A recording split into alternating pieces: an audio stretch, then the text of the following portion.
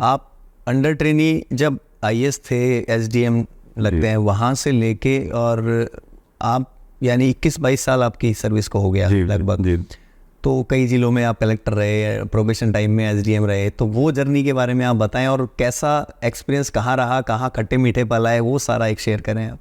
देखिए मुझे लगता है कि आईएएस जब आप राजस्थान में बनते हैं जी, तो आपसे एक्सपेक्टेशन बहुत ज़्यादा है जी, और आम जनता बहुत कुछ एक्सपेक्ट करती है प्रशासनिक सेवा से, और पर्टिकुलरली भारतीय प्रशासनिक सेवा से राजस्थान की जनता को हमेशा उम्मीदें रही हैं और काफ़ी वो उम्मीदें इतनी ज़्यादा हो जाती हैं कई बार कि आपको बहुत ज़्यादा मेहनत भी करनी पड़ती है। राजस्थान में आप देखते हैं कि अलग अलग जो जोन्स हैं उनमें बहुत ज़्यादा कल्चरल डिफरेंस आ जाते हैं, बोली के डिफरेंस है, इवन लोगों के जीने के ढंग में भी डिफरेंस है। गंगानगर की तुलना आप बारां से बिल्कुल नहीं कर सकते हैं, प्रतापगढ़ की तुलना आप अलवर से नहीं कर सकते हैं। तो इसलिए एक तो ये बात है कि यहाँ डाइवर्सिटी बहुत है।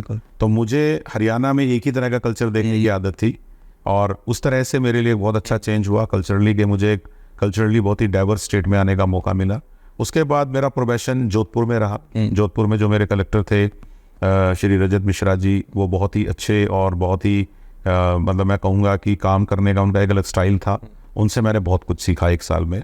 उसके बाद मैं एसडीएम भी जोधपुर में ही लगा तो मुझे फिर से उनके अंडर टिकने का मौका मिला।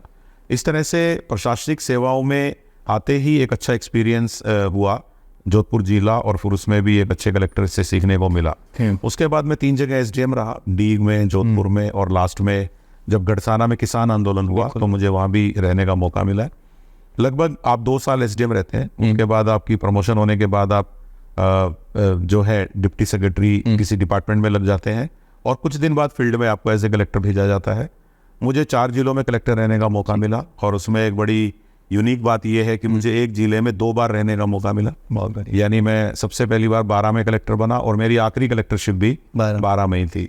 तो 12 के बारे में बड़ी गलत फहमियाँ थी लोगों को कि 12 एक बड़ा पिछड़ा हुआ जिला है, 12 में दिक्कतें हैं, लेकिन मैंने अपने दोनों ही टेन्योर में जो है बहुत अच्छे से देखा कि जितना आप चैलेंजिंग जगह पे रह के सीखते हैं उतना एक सिंपल जगह पे रह के नहीं सीख सकते हैं।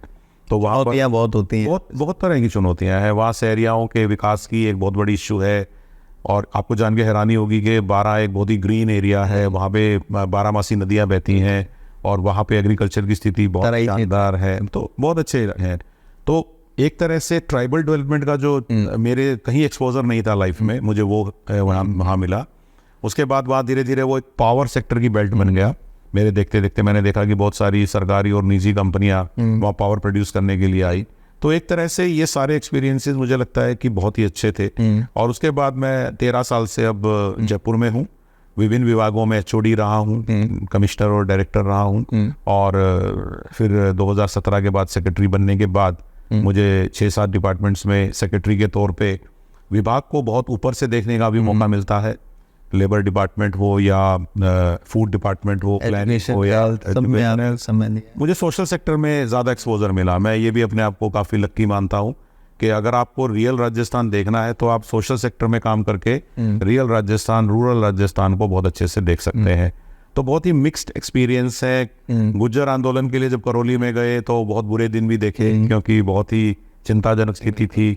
गढ़साना में जब किसान आंदोलन में गए तो वहाँ भी बड़ी खतरनाक थी। लॉ एंड ऑर्डर कंट्रोल करना और वो सारी चीज़, लॉ एंड ऑर्डर को कंट्रोल करना और सरकार की मंशा के अनुसार बहुत ज़्यादा चीज़ों को बिगड़ने नहीं देना और उसके बावजूद कंट्रोल करना बिना ज़्यादा फोर्स का इस्तेमाल किए।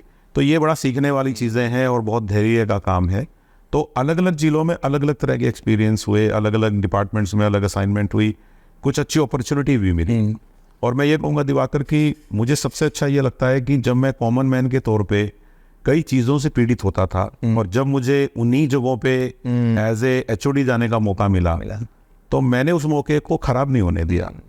मैं आपको बताना चाहूँगा कि जब मैं खुद 93 में +2 करने के बाद एडमिशन करने के लिए कॉलेजों के धक्के खा रहा था तो मेरे दिल में बार बार ये आता था कि इस सिस्टम में कोई सुधार होना चाहिए। और 20 साल बाद 2013 में जब मैं राजस्थान का कॉलेज कमिश्नर बना तो हमने ऑनलाइन एडमिशन लागू किया। तो ये मेरे लिए एक बहुत ही, मैं कहूँगा कि नॉस्टैल्जिक मोमेंट था। नवाचार के लिए तो आप जाने जाते हैं जी। तो वो एक अच्छी अपॉर्चुनिटी मिली। फिर जब मेडिकल में गए तो लगा कि 20 की जो 50,000 आशा सहयोगिनी है उनको अपनी पेमेंट डिले से मिलती है, वो हमेशा हमारा घेराव करती हैं, वो हमेशा हमसे दुखी रहती हैं और हम ये भी नहीं जानते हैं कि कौन आशा अच्छा काम कर रही है, कौन काम नहीं कर रही है।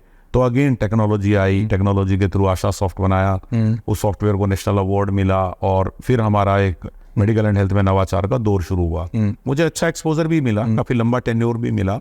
मेडिकल एंड हेल्थ के टेन्योर को मैं दिवाकर अपने अभी तक के टेन्योर में काफ़ी अच्छा मानता हूँ, क्योंकि एक कॉमर्स का स्टूडेंट होने के नाते मैंने मैनेजमेंट टेक्निक्स का इस्तेमाल किया, एक कॉर्पोरेट सीईओ की तरह मैंने एक एमडी के रोल को निभाने की कोशिश की। तो मुझे लगता है कि लर्निंग के हिसाब से राजस्थान को गवर्नेंस देते समय हमारी क्या चीज़ें अच्छी रही, क्या बुरी रही। आप केवल सक्सेस से नहीं सीखते हो, आप कई बार अपने फेलियर से